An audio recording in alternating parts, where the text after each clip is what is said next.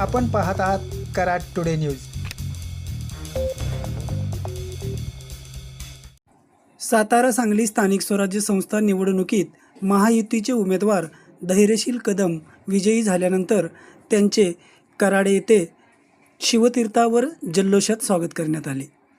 त्यानंतर धैर्यशील कदम यांनी उपस्थित मान्यवर तसेच भाजपाच्या स्थानिक पदाधिकाऱ्यांसमवेत प्रीतिसंगमावर स्वर्गीय यशवंतराव चव्हाण यांच्या समाधीस अभिवादन केले। यानंतर त्यांनी उपस्थित माध्यमांशी संवादही साधला।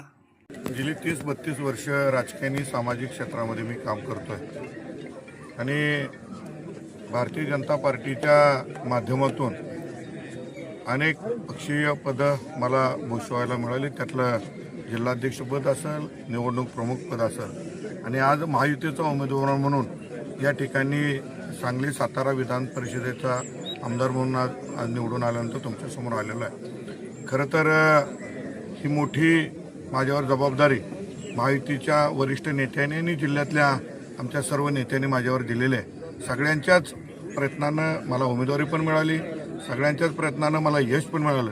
मी कुणी काय दिलं यापेक्षा मला भारतीय जनता पार्टीच्या नेतृत्वाखाली महायुती सरकारनं आमदार केलं हे सत्य आहे। 7 सालापासून मी कराड उत्तर विधानसभा मतदारसंघात विधानसभेसाठी फिरतोय। 2009ला मला थांबावं लागलं, अतुल बाबांना पाठिंबा द्यावा लागला।